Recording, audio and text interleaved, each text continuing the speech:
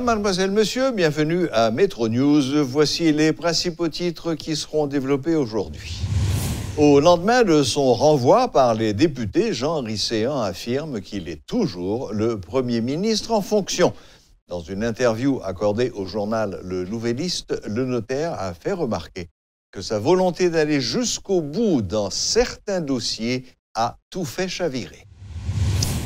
Le leader de Petite-Dessalines, Moïse Jean-Charles, se réjouit du renvoi du Premier ministre Jean-Henri Séan par la Chambre basse.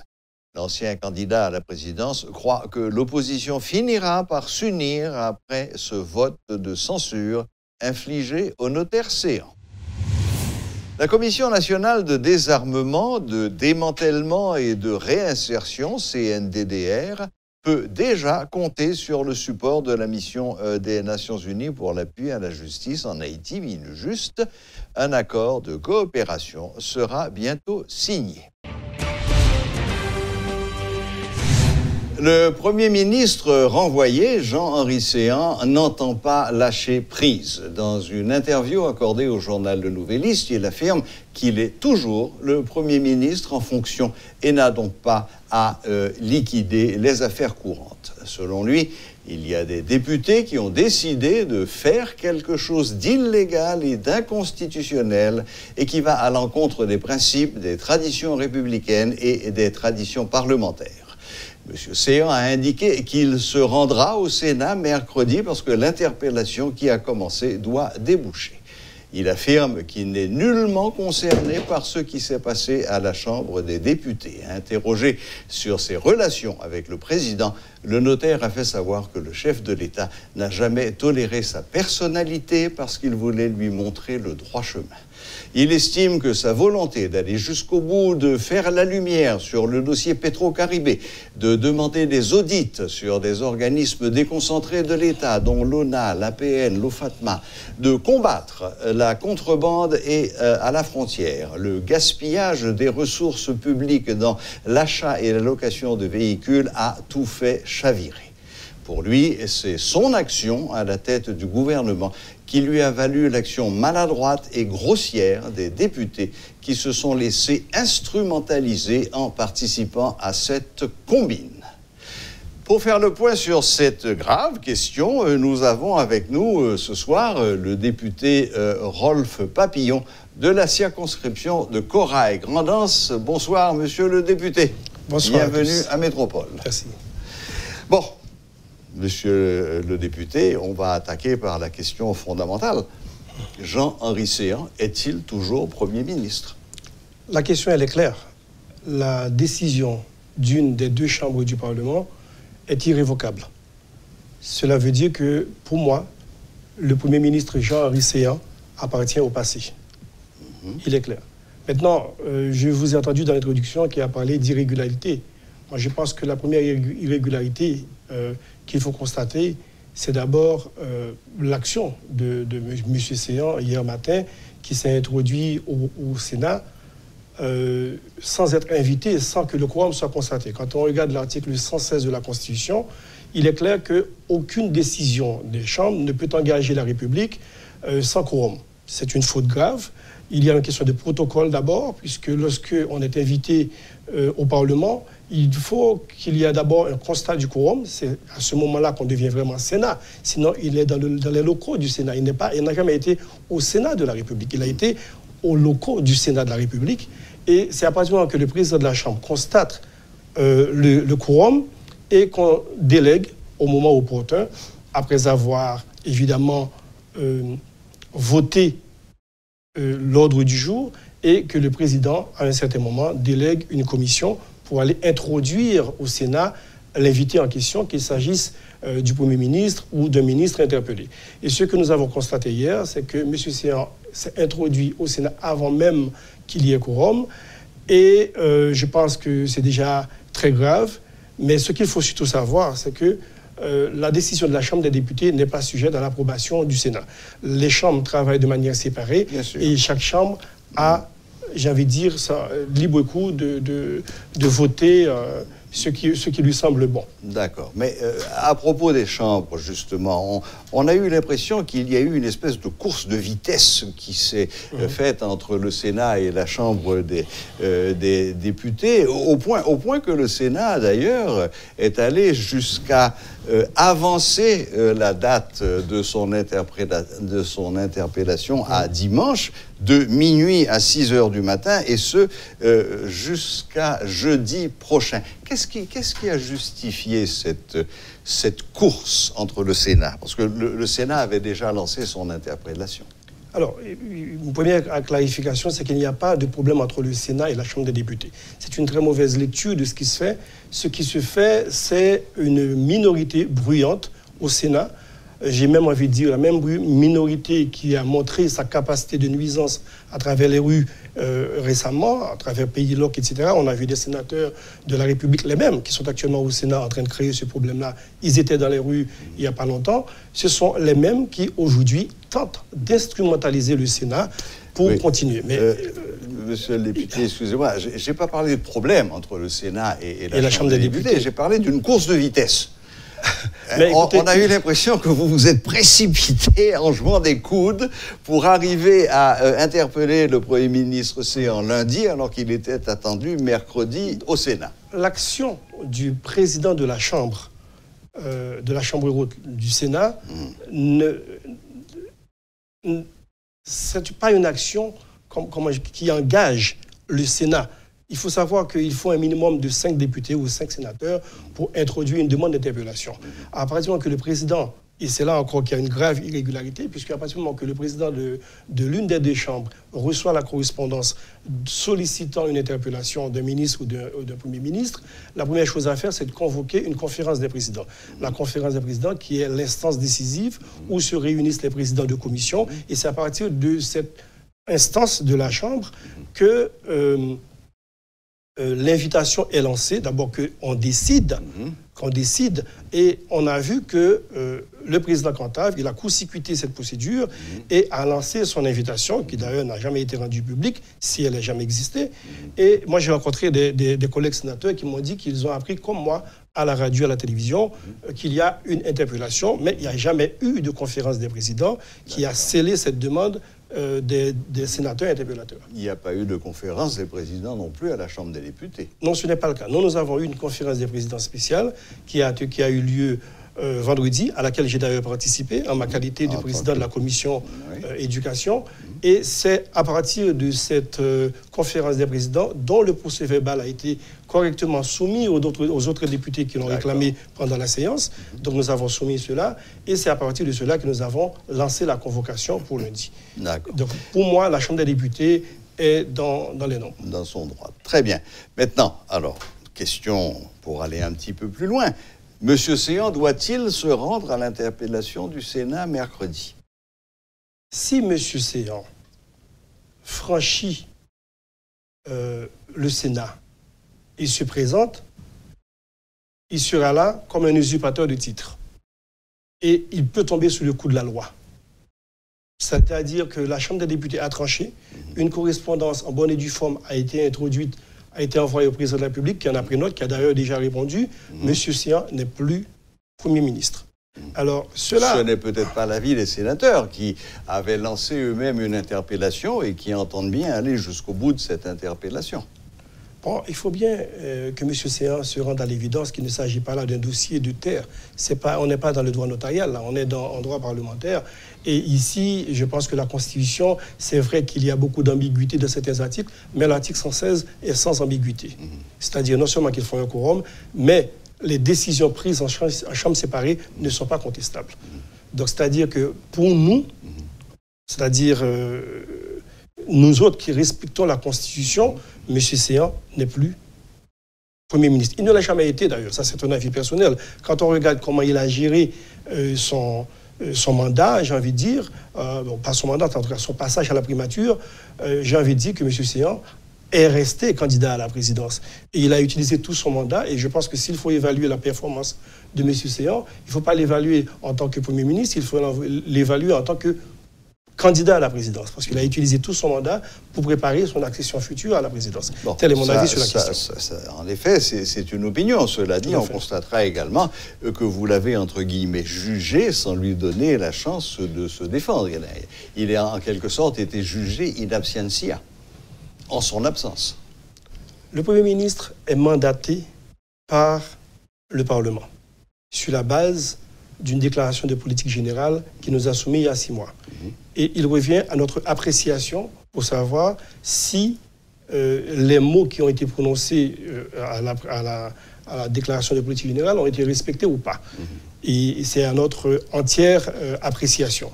Maintenant, le Premier ministre était au Maroc, il avait le choix. Il avait le choix de rester au Maroc, ce qui serait finalement très laid pour notre diplomatie, parce qu'on aurait eu un Premier ministre qui représente le pays dans une conférence internationale, alors qu'il y a les 2 chambres qui donnent une interpellation pratiquement simultanée. Maintenant, le Premier ministre, il a choisi de rester au frais au Sénat, alors qu'il avait l'opportunité de se présenter à côté, parce que n'oubliez pas que les 2 instances, il y a une chambre, il y a une porte qui sépare les 2. Donc s'il était là à attendre un quorum et bouder un quorum constaté à côté, c'est un choix. C'est un choix. Et nous, on n'a pas besoin de la présence physique du Premier ministre pour trancher, et c'est ce qu'on a fait. D'accord. Allons jusqu'au bout de cette logique. Imaginons quand même que M. Séan que son interpellation au Sénat soit confirmée et qu'il se rende donc demain, mercredi, à cette séance d'interpellation et que cette séance se termine par un vote de confiance. Qu'est-ce qui se passe d'un point de vue constitutionnel? Il y a un principe en droit qui dit non bis in idem. C'est-à-dire une affaire qui a déjà été jugée ne peut pas être rejugée par encore moins par une instance d'égale compétence. Donc je pense que la démarche de M. Séan traduit jusqu'où on peut aller quand on a l'ambition démesurée d'accéder à la présidence de la République. Moi je pense que le ridicule ne tue pas. Il peut toujours venir mercredi pour amuser la galerie, mais il n'y aura pas de séance. Je mets ma main au feu que d'ici mercredi, il y aura certainement une étincelle de bon sens qui lui fera présenter sa démission. Toute dernière question. La démission d'un Premier ministre ne devient-elle pas effective à partir du moment où il la présente par écrit au président de la République? Oui, mais là, la Chambre des députés, M. Séan n'est plus Premier ministre. Ce qui reste, c'est une formalité. Il a été renvoyé, c'est un employé qui a été renvoyé. La question de la démission ou pas, il n'y a plus de question de démission. C'est-à-dire qu'il a été renvoyé par la Chambre des députés. Oui, non, mais est-ce que le cours normal des choses n'est pas qu'une fois qu'on a subi un vote de censure, est-ce que la tradition, la coutume ou même la Constitution n'exige pas une forme de reconnaissance de celui qui a été remercié et forme de reconnaissance qui se traduit par une lettre formelle de démission envoyée au président de la République? Bon, moi je pense que cela relève probablement des manières, de la pratique, mais je n'ai vu nulle part dans notre Constitution où il est exigé une lettre. On parle évidemment... Moi je pense que M. Séan confond peut-être la séance de ratification et l'interpellation. Pour ratifier un Premier ministre, il faut en effet que les 2 chambres soient d'accord. S'il est renvoyé par une chambre, l'autre chambre, bon, déjà il tombe. S'il est accepté par une chambre, il faut que l'autre chambre soit sur la même longueur d'onde. Ça, c'est pour la ratification. Mais lorsqu'il s'agit de faire partir un Premier ministre ou un ministre interpellé, il n'y a pas... C'est un appel sans issue. Il n'y a pas de jugement en appel par rapport à ce qui se fait. D'accord. Eh bien, écoutez, Monsieur Rolf Papillon, député, Rolf Papillon, je crois que vos explications ont été parfaitement claires. Vous avez donné aussi votre opinion. Chacun jugera et puis on verra ce qui va se passer demain, malgré tout. Merci infiniment d'être passé ici à Métropole et de nous avoir consacré un peu de votre temps. Bonne fin de soirée. Merci. Voilà, c'était le député Rolf Papillon qui nous donnait son opinion sur ce qui s'est passé, sur le statut de M. Séan aujourd'hui, ex-premier ministre ou encore premier ministre. L'affaire semble close, mais il y a peut-être encore des surprises à venir. Le chef de l'État haïtien, Jovenel Moïse, est à la recherche de son troisième premier ministre. Dans une correspondance au président de la Chambre des députés, le président Moïse a pris note de la censure du gouvernement Séan. Il termine cette correspondance en écrivant « Je vous informe que j'entamerai dans les plus brefs délais les consultations avec le Parlement pour le choix d'un nouveau Premier ministre conformément à l'article 137 de la Constitution. » Rappelons que le Premier ministre a été censuré par les députés lors d'une séance d'interpellation expéditive hier, lundi 18 mars. Les députés n'ont pas tenu compte de la correspondance du Premier ministre Séan motivant son absence en raison d'une interpellation du Sénat. Le bras de fer entre le Sénat et la Chambre des députés se poursuivra au-delà de la censure du Premier ministre Jean-Henri Séan. Les deux branches du Parlement fonctionnent en chambres séparées, mais plus que jamais divisées. Le sénateur Youri Latortue a laissé entendre que l'interpellation du Premier ministre au Sénat est maintenue en dépit du vote de défiance de la Chambre basse. Les sénateurs de l'opposition n'entendent pas valider le renvoi du gouvernement par la Chambre des députés. Le sénateur Latortue accuse le chef de l'État Jovenel Moïse d'avoir torpillé la séance d'interpellation en enjoignant aux membres de la majorité de boycotter la séance. Le sénateur Latortue ne décolère pas, assurant que les députés ne peuvent légalement lancer une procédure d'interpellation qu'après les 3 jours consacrés à l'audition du Premier ministre. Le président du Sénat, Karl Murat-Cantave, et plusieurs sénateurs interpellateurs avaient vainement tenté d'obtenir le quorum de 16 sénateurs obligatoire pour réaliser la séance. Le Premier ministre était présent au Parlement jusqu'à 3 heures de l'après-midi. Il a pris soin de faire dresser un procès-verbal de sa présence au Sénat par un juge de paix. La nouvelle dont tout le monde parle, c'est le vote de censure qui a frappé Jean-Henri Séan hier à la Chambre des députés. Pour nous apporter un éclairage peut-être nouveau sur cette question, nous avons avec nous ce soir le professeur Claude Moïse. Bonsoir, professeur. Bonsoir. Bien, professeur, posons directement la question fondamentale. Est-ce que, d'après vous, au moment où nous parlons, là, maintenant, M. Jean-Henri Séan est toujours Premier ministre? C'est beaucoup dire. C'est beaucoup dire. Il y a un aspect tout à fait politique et un aspect constitutionnel. Autrement dit, Jean-Henri Séan n'accepte pas ce qui s'est passé et se considère comme Premier ministre. Et donc, il a dit, bon, ben, moi, je me considère Premier ministre. Nous ne pouvons pas, moi, je ne suis pas Conseil constitutionnel, je ne peux pas dire, il n'y a pas une institution qui puisse trancher sur cette question actuellement, puisque le Conseil constitutionnel n'est pas encore établi.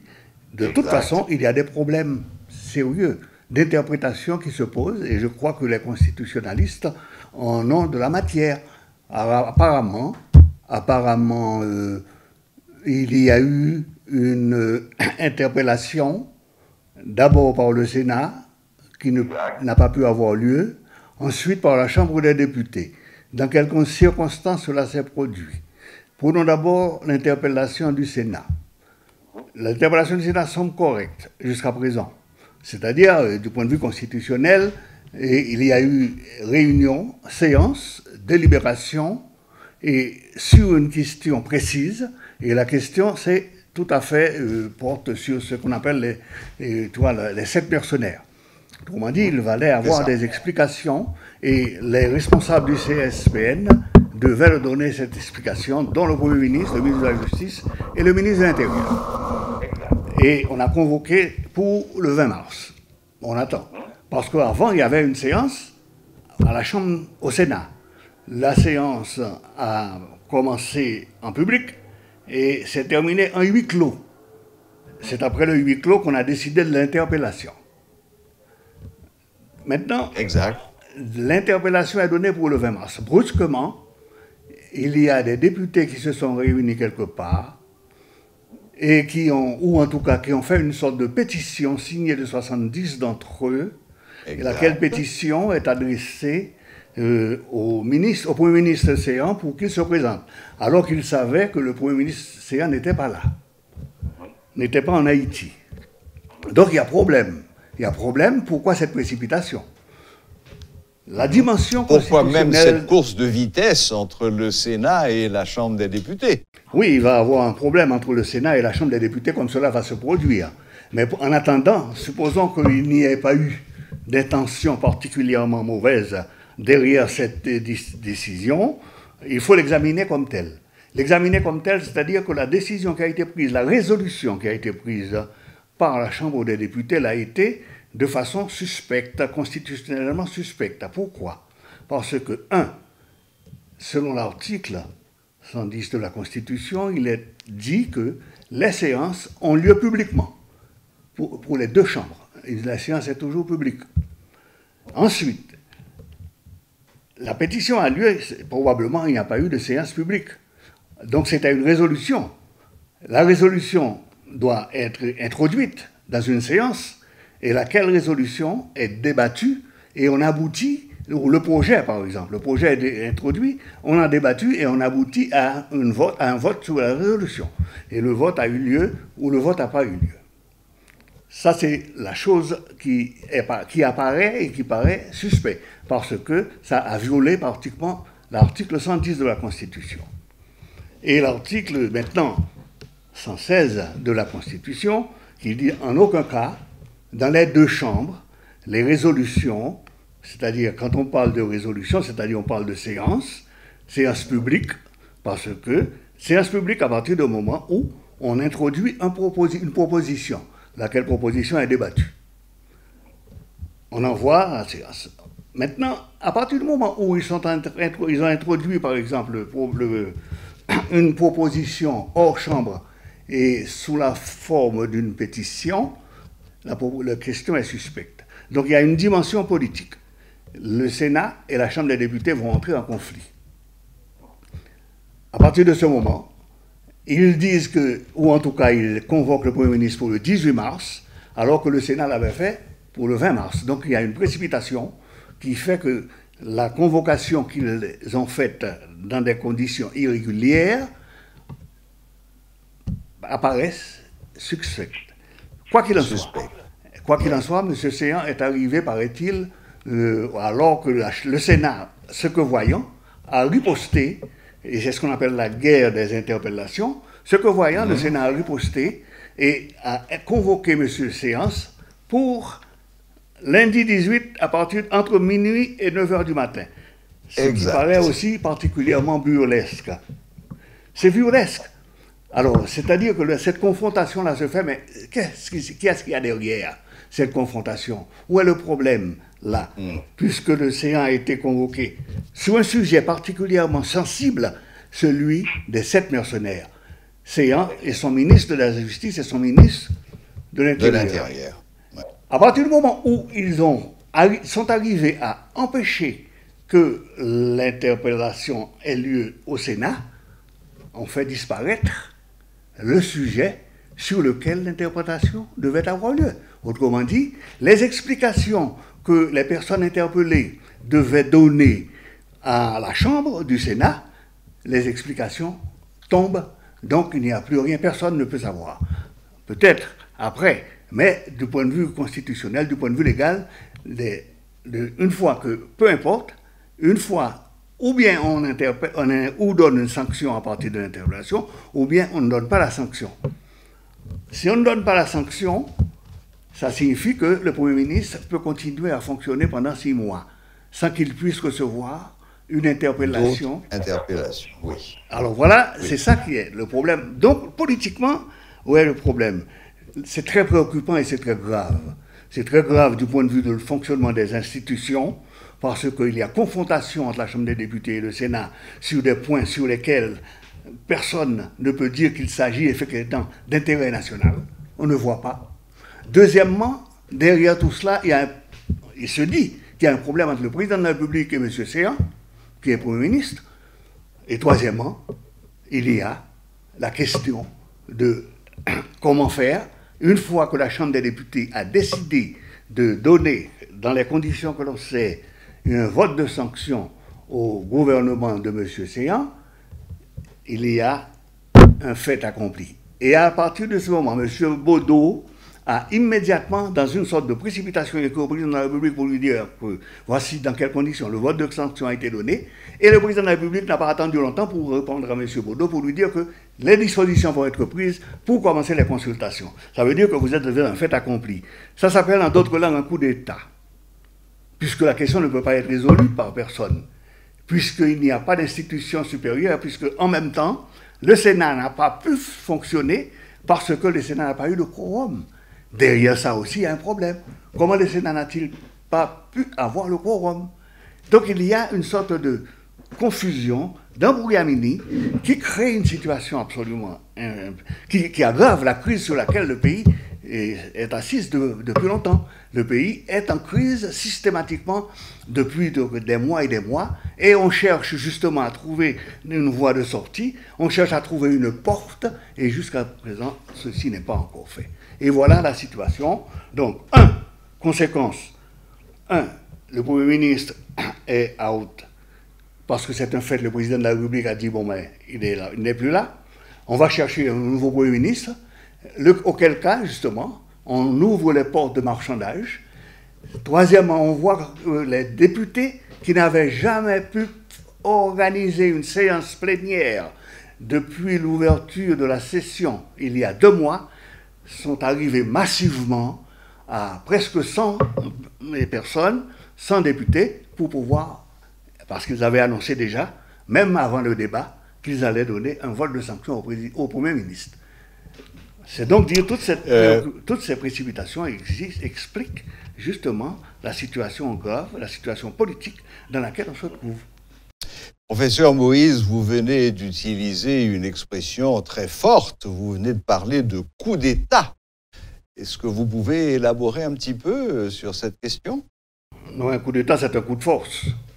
C'est-à-dire que quelqu'un dispose d'une force, et puis il le dirige. Donc ce serait un coup de force... Ouais. Ce sera un coup de force de la Chambre des députés contre M. Séan.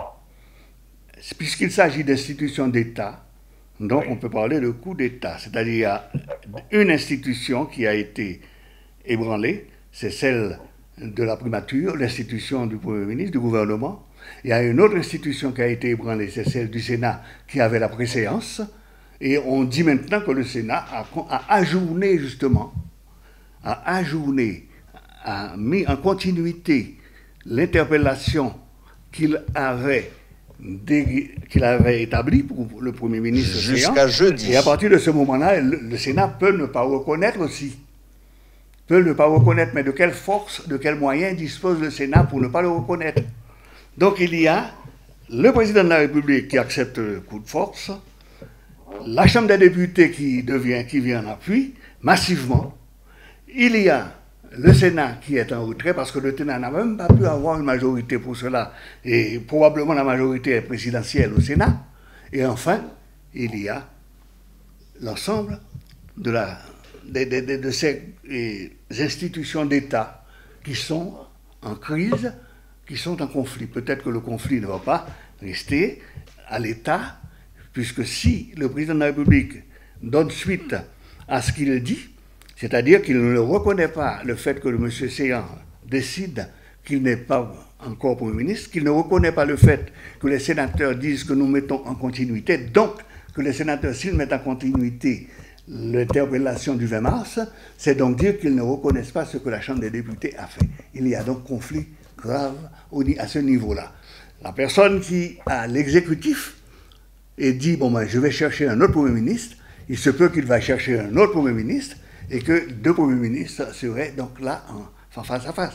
C'est-à-dire, c'est comme si on aurait une sorte de caricature de la situation vénézuélienne. Il y a Guaidó d'un côté, et puis le président en exercice de l'autre côté. Deux présidents d'un côté, deux premiers ministres de l'autre. Mais, oui, professeur Moïse, sans vous demander de lire dans une boule de cristal, est-ce que vous avez le sentiment que la séance d'interpellation au Sénat aura bien lieu demain? Je ne sais pas si ça peut avoir lieu demain. Ça serait justement, c'est à suivre. C'est intéressant à suivre. Est-ce que si l'interpellation a lieu demain, eh bien, la crise n'est pas encore refermée. Mais allons jusqu'au bout. Oui, à supposer que l'on arrive à convoquer la réunion et qu'il n'y a pas de majorité, donc il n'y a pas de séance. Certes. Mais allons jusqu'au bout de cette logique. Imaginons que la séance ait lieu, que le quorum soit atteint et que l'interpellation se termine par un vote de confiance. Qu'est-ce qui se passe? Eh bien, c'est justement ça. C'est justement l'embrouillamini. C'est justement l'aspect, je dirais, un peu comique de la chose. Et s'il n'y a pas de vote de confiance, s'il n'y a pas de vote de sanction, pardon, donc un vote de confiance, Séan va se dire, bon ben moi, sur la base du Sénat, je suis encore Premier ministre. La Chambre des députés a dit, nous avons déjà donné un vote de sanction, eh bien il n'est plus Premier ministre. Qui peut régler cette question? Théoriquement, ce serait le Conseil constitutionnel, mais il n'existe pas. Il devrait trancher, mais ça n'existe pas. On est en pleine ubu. Oui. Là. Enfin, c'est ce vers quoi on se dirige dans tous les cas. Oui. Écoutez, professeur Moïse, je sais que votre temps est compté. Vous avez eu la gentillesse de nous accorder cette entrevue ce soir. Votre approche et vos commentaires ont été tout à fait les bienvenus. Merci infiniment et bonne fin de soirée. Merci beaucoup. Bonsoir. Voilà, c'était le professeur Claude Moïse qui vient de parler de coup d'État et de situation de grande confusion. À chacun maintenant de se faire un avis et peut-être d'attendre ce qui va se passer demain, qui est le moment où le Sénat avait convoqué M. Jean-Henri Séan. L'opposition sera une nouvelle fois unifiée après le vote de censure infligé à Jean-Henri Séan par les députés. C'est ce qu'a affirmé le leader de Petite Dessalines. Moïse Jean-Charles, qui rencontrait la presse ce mardi, a en effet appelé ses collègues de l'opposition à l'unité. Jodi, nous reconnaissons un bon pas qui fait dans le cadre de solution que nous cherchons, dans le cadre de la guerre que nous menons pour un tabula rasa. Peuple haïtien, moi remercie nous pour confiance nous faisons. Pour confiance nous faisons, pile monde qui est à côté nous et surtout Petite Dessalines. Parce que nous-mêmes, nous ne pouvons pas faire à droite, nous ne pouvons pas faire à gauche, nous pouvons aller droit au but. Rêve nous, c'est bailler pays à l'autre indépendance. Et nous sur route ça. Peuple haïtien, je profite de confiance ça pour demander chaque acte qui était sous cet ensemble avec nous, mais dossier C a été divisé nous. Jodi, Satan a tombé. Le fait que Satan a tombé, nous avons fait division finie. Nous faisons appel à tous les camarades qui ont supporté Séan, camarades secteur démocratique, pour nous informer. Nous avons une réunion nous fait avec un pilote parti politique. Le fait que Séan est divisé nous, li tombé coulière, division finie. Après, Jovenel finale, nous avons gouverné pas nous. Mais pour le moment, tout le monde a fait tête collée pour mobiliser le pays. Surtout les 29 qui sont venus là, pour nous finir avec le dossier Jovenel Moïse là. La Minujuste annonce une coopération avec la Commission nationale de désarmement, de démantèlement et de réinsertion, CNDDR. Les responsables de la Minujuste indiquent qu'une collaboration a été initiée le 11 mars dernier lors de l'installation des membres de la commission. Je cite. La mission des Nations Unies pour l'appui à la justice en Haïti, Minujuste, œuvre à la réduction de la violence communautaire en partenariat avec des nombreuses organisations non gouvernementales en Haïti. À ce titre, le travail de la mission réduisant les sources sociales, économiques et environnementales de la violence dans la société haïtienne dans le cadre d'une stratégie impliquant les communautés de base constitue une démarche complémentaire à celle de la CNDDR. Fin de citation. La représentante spéciale du secrétaire général des Nations Unies en Haïti, Mme Hélène Lalime, avait assisté au rétablissement par le président Moïse de la CNDDR, cette structure chargée de coordonner et d'appliquer la politique de l'État en matière de désarmement, de démantèlement des groupes armés et de réinsertion des individus désarmés, structure coordonnée par un ex-officier des forces armées d'Haïti. La collecte de fonds pour la reconstruction de Radio Quisqueya continue. En ce sens, le comité de solidarité organise une rafle. Le billet se vend à 100 gourdes et le gagnant partira avec une voiture flambant neuve. En conférence de presse ce mardi, les membres du comité, Jacques-Ted Syndic et Édouard Poultre, ont expliqué que l'élan de solidarité à Quisqueya se poursuivra jusqu'au mois de mai. D'ici là, ils espèrent recueillir les quelques 400 000 $ nécessaires à la reconstruction du bâtiment de la radio. Moun ka acheté un ticket, ka acheté un carnet. Donc carnet c'est 5 000 gourdes la venir, 50 billets qu'il a donné. Mais nous voulons que beaucoup plus que nous acheter et que participer. Donc nous avons une stratégie pour ça, nous préparer pour nous vendre. Au niveau national, nous voulons que tout pays a au courant de rafla et participer et acheter. Quel que soit côté nous braliens, nous le faire. Et pour nous commencer déjà, nous avons des points de vente que nous établis, qui existent déjà, comme je dis rapidement. Nous avons un point de vente en Valou, qui est l'avenue N, Port-au-Prince numéro 46. Nous avons un coin d'or, hôtel, bar, restaurant, qui est dans 66 rue Panaméricaine, Pétionville. Et il y a un Prestige Hôtel Bar Restaurant qui est l'avenue Charles-Sommer en face au AVCT dans le numéro 38. Et puis il y a un Presse Café Pétionville qui est dans rue Rigaud Pétionville numéro 28. Et puis il y a Aquin, que bureau de la Fondation Aquin Solidarité qui déjà gagne. Mais nous rappelons que Verrette, il y a un point de vente déjà établi. Jérémy, il y a un point de vente qui est établi déjà. Nous avons fait au niveau national, tout département gagne des points de vente garantis et assurés que nous avons fait distribution. Mais en dehors de ça, nous avons aller au niveau des écoles. Nous avons fait que l'école, surtout en classe terminale, participer, jouer une possibilité d'université, participer, jouer un moyen pour vendre raflan, pour tes collaborations par autour dans projet de construction Radio Quisqueya que nous gagnons. Nous recevons une contribution en nature qui peut encore exprimer, mais qui gagne pour le fait à la fin de campagne levée de fonds, et gagne la firme Thionnier, qui sont une firme de vérification et d'audit, qui offre et comité pour lui faire audit campagne levée de fonds. Vous connaissez que en matière d'argent, ou besoin et gagner et montrer en tout cas que toute bagarre ou clair. Et leur opération finie, surtout en pays tant qu'au pays d'Haïti. Ça nous souhaitait à la clôture des opérations, nous gagnons et audit ça qui fait et nous avons gagné occasion pour nous montrer et ça devant la presse que toute opération est conforme avec toute l'idée que nous avons fait nous de travail que nous avons réalisé. La boucle est bouclée. Merci de nous rester fidèles et à la prochaine, même heure, même chaîne.